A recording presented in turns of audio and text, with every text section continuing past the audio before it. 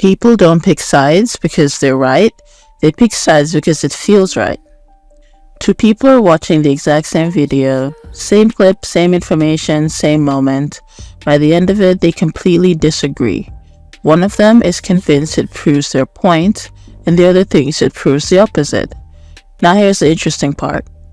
Neither of them start with a strong opinion.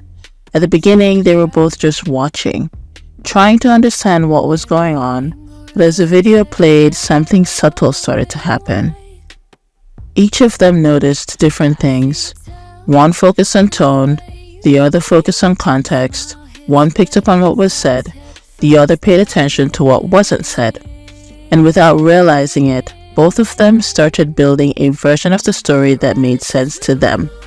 Not the full story, just the version that clicked first. Because your brain doesn't wait for all the information. It looks for something familiar, something that fits, something that feels right. And the moment it finds that, it leans in. Now imagine both of them opening the comments.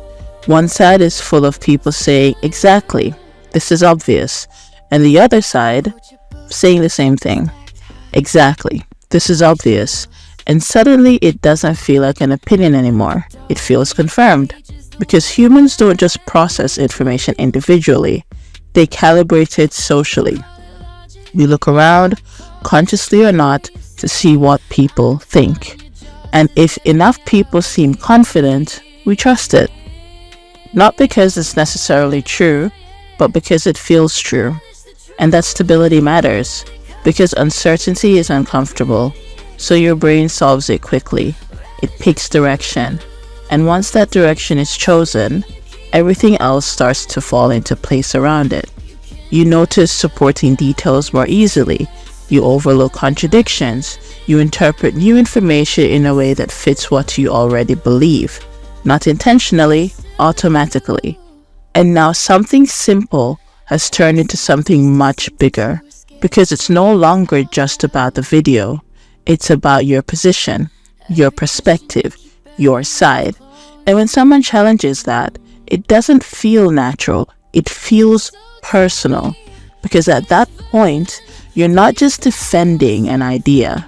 You are defending a viewpoint that your brain has already organized itself around. And changing that takes effort. More effort than most people realize. So instead of reconsidering, people reinforce.